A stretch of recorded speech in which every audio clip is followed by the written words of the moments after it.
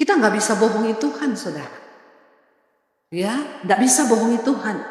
Hanya orang yang menghampiri Dia dengan iman, yang berkenan kepadanya. Tuhan bilang loh, perempuan itu Yesus nggak doakan loh. Dia nggak bilang gini, aku mau ketemu Yesus lah, nanti kalau ketemu minta ditumpang tangan.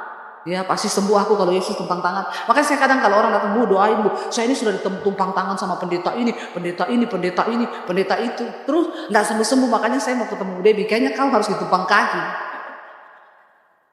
Saya bilang, ya nggak usah minta tumpang-tumpang tangan pendeta, kau datang temui Tuhan secara pribadi.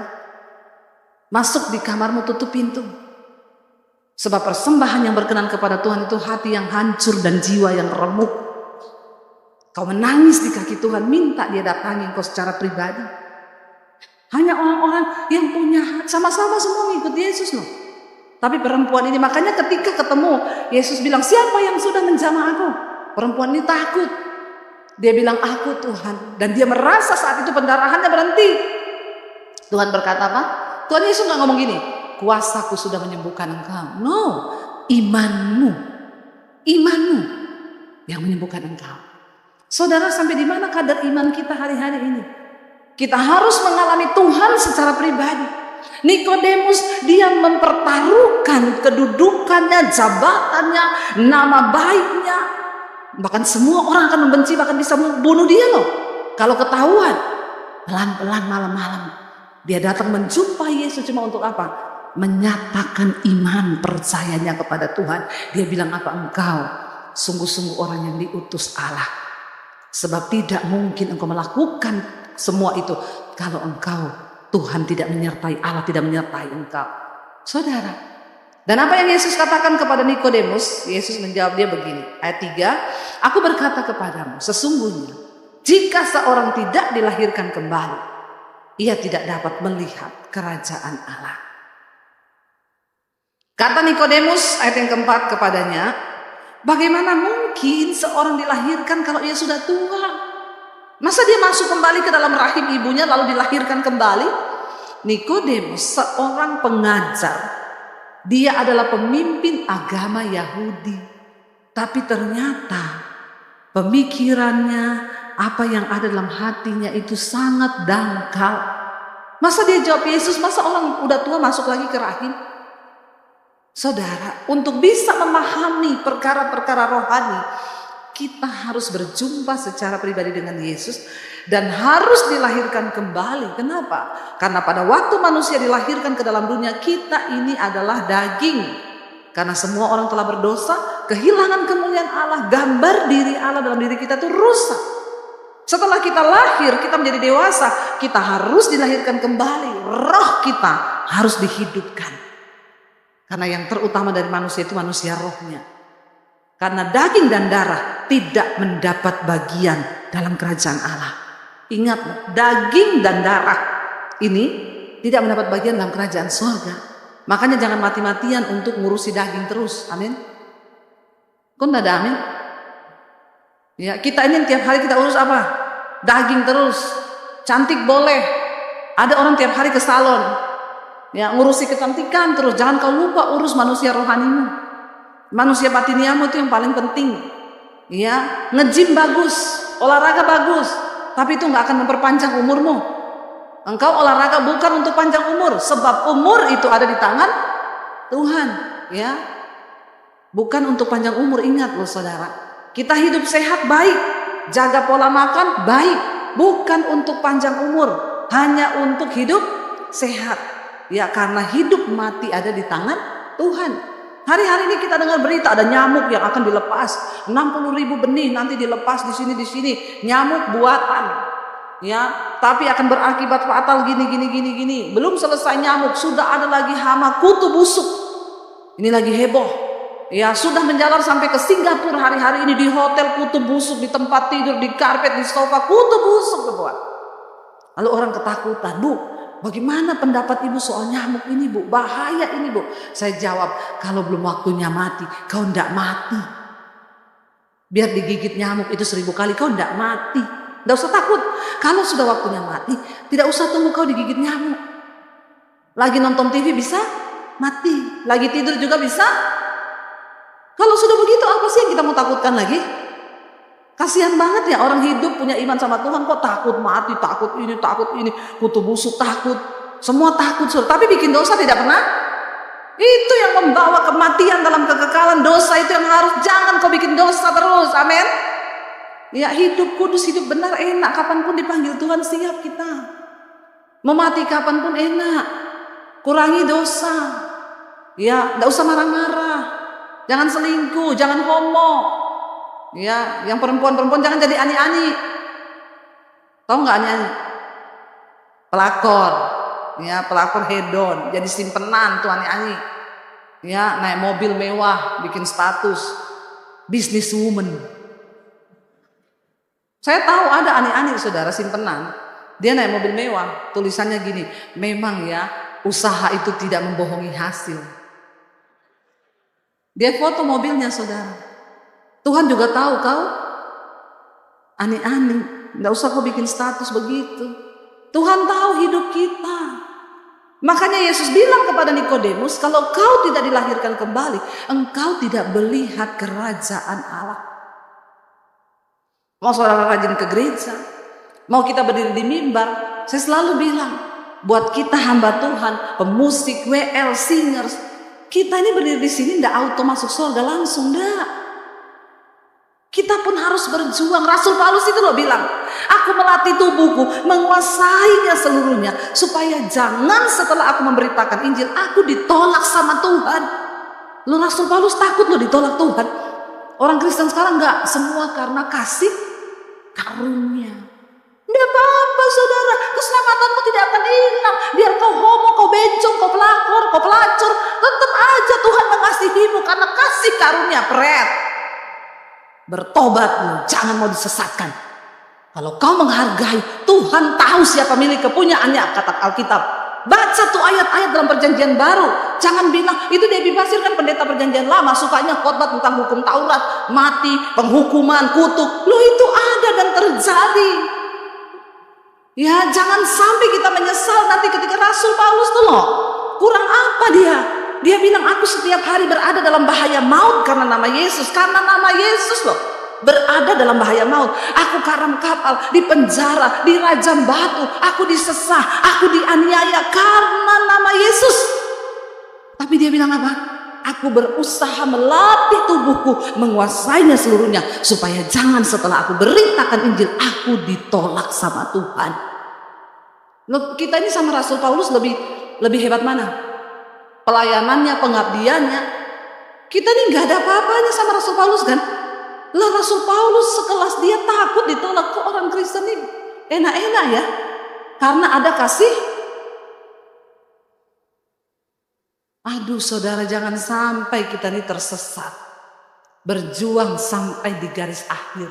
Bukan orang sembarangan yang akan masuk dalam kerajaan sorga. Yesus bilang kalau kau tidak dilahirkan kembali, kau tidak mungkin bisa masuk dalam kerajaan Allah. Apa maksudnya Yesus saudara?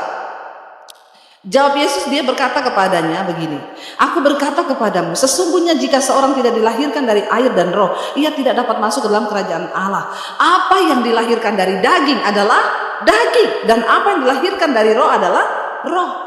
Kita semua terlahir dalam daging, kebinasaan. Bahkan Alkitab berkata kita sudah dikandung di dalam dosa. Karena itu tidak ada satu manusia pun yang tidak ada di bawah kutuk dosa. Kita perlu perjumpaan pribadi dengan Tuhan. Supaya manusia roh kita dihidupkan kembali. Barulah kita bisa menangkap hal-hal rohani yang dari Tuhan. Kalau enggak, aku enggak ngerti saudara. Kita lihat bersama 1 Korintus apa yang ditulis oleh Rasul Paulus. Kita buka 1 Korintus pasal yang kedua, saudara, ayat yang ke-13 mulai. 1 Korintus 2 ayat 13. Apa yang Rasul Paulus katakan, saudara? Ya, baca bersama 1, 2, 3. Dan karena kami menafsirkan hal-hal rohani kepada mereka yang mempunyai roh, kami berkata-kata tentang karunia-karunia Allah dengan perkataan yang bukan diajarkan kepada kami oleh hikmat manusia, tetapi oleh roh. Saudara bayangkan, setiap orang yang melayani Tuhan, kita orang Kristen, roh itu harus hidup supaya roh itu dapat mengajarkan sesuatu yang dari Allah kepada kita. Nah kalau roh kita mati, Ayat berikutnya berkata begini, saudara, baca bersama dengan suara yang keras, 1, 2, 3. Tetapi apa? Manusia duniawi tidak menerima apa yang berasal dari Roh Allah, karena hal itu baginya adalah suatu kebodohan dan ia tidak dapat memahaminya, sebab hal-hal itu hanya dapat dinilai secara rohani. Banyak hari-hari ini orang Kristen, bahkan para pelayan Tuhan, mereka bisa berdiri di mimbar ini, tetapi ternyata mereka rohnya masih buta. Karena itu dia nggak bisa menangkap sesuatu yang ilahi. Ya saudara, bahaya loh, parah. Ada yang bilang sama saya gini, Bu, sekarang kecanggihan teknologi menurut pendapat Ibu gimana? Ada robot sekarang khotbah loh, AI. Robot khotbah, Bu. Menurut Ibu gimana, Bu? Saya bilang ya enggak apa-apa toh. Karena robot lebih kudus dari orang. Itu robot enggak homo. Itu robot enggak selingkuh. Pendeta kan banyak sekarang, habis khotbah dia pergi ke hotel tidur sama perempuan selingkuh. Pendeta homo sekarang banyak. Robot enggak. Lalu apa yang salah? Saya bilang enggak salah. Tuhan bisa pakai keledai untuk bikin orang bertobat. Kalau dia udah enggak percaya pada manusia, Tuhan bahkan bisa pakai batu kok. Kalau kita berkata di akhir zaman nanti batu-batu ini akan berbicara kepada manusia. Lah kalau Tuhan pakai robot, harusnya kita nih pendeta yang introspeksi diri. Loh kenapa ya sekarang yang khotbah robot loh? Saya tanya, kalau robot khotbah menyampaikan firman Tuhan, ada nggak orang bisa bertobat? Ayo jawab. Robot khotbah, dia sampaikan firman Tuhan, ada orang bisa dijamah Tuhan? Yang ngomong tidak angkat tangan. Yang ngomong bisa angkat tangan. Yang bingung angkat kaki. Kayaknya bingung semua nih. Iya, lo bisa nggak saudara orang bertobat waktu robot khotbah? Saya jawab bisa, sebab bukan soal siapa yang menyampaikan. Waktu orang yang mendengar itu membuka hati, yang disampaikan adalah firman. Firman itu berkuasa. Waktu yang dengar buka hati, dia dilawat Roh Kudus. Bukan karena siapa yang khotbah loh, karena Tuhan lihat hatinya.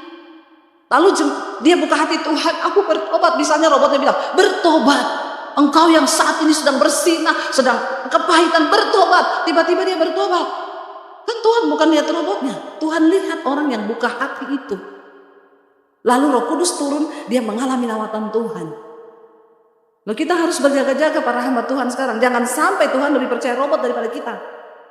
Karena kita sudah gak bisa menyampaikan isi hati Tuhan lagi. Khotbah dimanis-manisin supaya jemaat betah. Saudara pasti diberkati, amin, amin. Nggak pernah disinggung tuh dosanya, nggak pernah tuh disinggung homonya, nggak pernah disinggung lesbinya, nggak pernah disinggung itu kepahitannya, nggak pernah disinggung tentang dosa. Kita harus berbicara, menyampaikan. Saya belajar tuh loh, Petrus kenapa dia berkhotbah satu kali khotbah 3.000 orang tobat. Pendeta sekarang 3.000 kali khotbah untuk satu yang tobat. Yang salah siapa sekarang? Ya, saya pelajari isi khotbahnya Petrus, ternyata cuma tentang apa? Bertobatlah, bertobatlah, bertobatlah. Isi khotbahnya cuma bertobat, bertobat, bertobat, bertobat. Tapi orang kasih karunia bilang, ada ya kita ini tiap hari tobat, tobat, tobat. Dosa itu tidak ada, saudara. Dosa itu sudah dipaku di kayu salib. Yang ada itu hanya kesalahan. Jadi kalau Anda selingkuh itu hanya marah, saya marah. Ya enak aja bilang dosa tidak ada. Ya Yesus sudah mati bagi dosamu, masa lalu, masa sekarang, masa yang akan datang. Dosa itu kan Yesus sudah mati bagi dosa kita. Jangan kau bermain-main dengan kasih karunia, sebab Tuhan melihat hatimu. Kita ini berusaha hidup benar. Tadi pagi saya sampaikan di BSD, ya 1 Petrus pasal 4. Rumah Tuhan yang harus pertama-tama dihakimi, kata firman Tuhan. Dan jika orang benar hampir tidak selamat, apa yang akan terjadi dengan orang fasik dan orang berdosa? Orang benar hampir tidak selamat. Orang fasik itu apa? Orang yang tahu kebenaran, tapi pura-pura tidak tahu, jadi dia tidak melakukan. Orang berdosa itu apa? Ya orang yang memang hidup dalam dosa, tidak ngerti kebenaran. Tuhan tuh melihat dan dia tahu siapa milik kepunyaannya. Makanya enggak usah terlalu pede jadi orang, ya. Apalagi ada beberapa gereja sekarang yang kalau berdoa persembahan, Tuhan kami bawa persembahan kami. Ketika kami bawa persembahan ini, pintu surga terbuka. Bawanya 10.000 minta pintu surga terbuka. Kadang-kadang saudara, kita ini kadang-kadang diketawain malaikat loh kita ini. Diketawain loh, di mana tuh hati nurani kita ya? Engkau masih hidup dalam dosa. Terus kau pikir begitu kau bawa persembahan uangmu terus pintu surga terbuka? Emang surga mata duitan? Hello? Dia menginginkan rohmu dalam dirimu itu dengan cemburu. Dia gak peduli dengan uangmu. Uang kita gak bisa menyelamatkan kita. Tuhan mau hidup ini loh kita beri buat dia. Roma 12 ayat yang pertama. Persembahkanlah tubuhmu sebagai ibadah yang kudus, yang hidup, yang berkenan kepada Allah. Itu ibadah yang sejati. Jangan main-main dengan Tuhan saudara. Ya, jangan. Temui Tuhan secara pribadi. Ya, supaya engkau bisa mengerti isi hati Tuhan, supaya engkau bisa mengerti jalan pikiran Tuhan, dan engkau hidup menurut kehendak Tuhan. Saya selalu ingatkan, dengan kartu pendetamu, engkau tidak bisa membela diri di hadapan Tuhan. Dengan jabatanmu, dengan KTP Kristenmu, itu tidak akan menolong kita, saudara. Waktu satu saat kita akan berdiri di depan tahta pengadilan Kristus, Yesus bilang, banyak yang akan datang ngaku-ngaku. Yaitu tadi seperti perempuan itu. Ribuan orang ikut Yesus, semua ikut. Tapi cuma satu yang berhasil menarik kuasa Tuhan. Akhir zaman nanti banyak yang ngaku-ngaku, Tuhan aku mengenal Engkau, aku melakukan mujizat demi namamu, aku usir setan demi namamu. Ini pendeta-pendeta hebat. Ya, Tuhan kasih contohnya sekelas pendeta loh, bukan cuma jemaat, sekelas pendeta. Tapi Tuhan bilang, enyahlah engkau daripadaku, aku tidak kenal engkau, sebab engkau pembuat kejahatan. Jadi keselamatan tuh bisa ditolak nggak? Bisa. Tuhan bilang, aku tidak kenal engkau, pembuat kejahatan. Sebaliknya Tuhan akan berkata begini, marilah hai kamu, hamba-hambaku, anak-anakku yang setia, marilah hai kamu yang melakukan kehendak Bapa. Tolak ukurnya dalam hidup ini, kita ini sudah melakukan kehendak Bapa atau belum? Untuk bisa mengerti kehendak Bapa, kita harus dilahirkan kembali. Dulu ketika saya hidup dalam dosa, saya belum kenal Yesus, saya hidup bagi diri saya sendiri, saya gak peduli. Pokoknya aku dan aku. Tapi ketika saya berjumpa secara pribadi dengan Tuhan, yang pertama Tuhan bereskan itu dosa saya. Saya tinggalkan dosa semua, saya bertobat. Saya buang semua dosa, saya tersungkur di kaki Tuhan. Tuhan, aku mau menyerahkan hidupku. Lalu Tuhan beresi karakter saya. Dosa sama karakter itu beda. Ya, dosa itu bersinah, ya selingkuh, rokok, minuman keras. Karakter marah, tersinggungan, kepahitan, kecewa. Itu pun Tuhan akan bersihkan. Lewat doa dan puasa saya bergumul, Tuhan saya ini orang yang pemarah, tapi saya tahu itu tidak berkenan. Tuhan tidak berkehendak. Aku mau berubah Tuhan.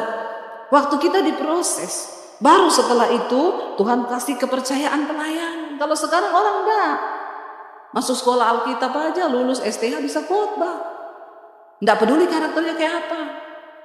Orang melayani gampang sekarang, ya, bisa main musik, bisa nyanyi, suara enggak fals, ya silakan. Ada gereja tertentu malah asal bodinya lingkar pinggangnya masuk, ya boleh. Kalau gendut diskors, ya yang langsing-langsing tuh boleh naik. Sampai seperti itu. Kita menggantikan hal-hal yang rohani dengan api-api asing yang bukan dari Tuhan. Rasul Paulus dengan jelas berkata, kenapa manusia duniawi tidak dapat menerima sesuatu yang dari Tuhan? Loh, tapi dia pendeta loh, tapi dia pelayan Tuhan loh, dia pemain musik, dia WM, gak peduli. Kalau engkau belum dilahirkan kembali roh, kau tidak mengerti hal-hal yang dari Tuhan. Rasul Paulus berkata di sini yang terakhir, dia bilang, tetapi manusia rohani menilai segala sesuatu, tetapi ia sendiri tidak dinilai oleh orang lain karena nggak bisa dilihat tuh manusia rohani di dalam. Sebab siapakah yang mengetahui pikiran Tuhan sehingga ia dapat menasihati dia? Tetapi kami memiliki pikiran Kristus.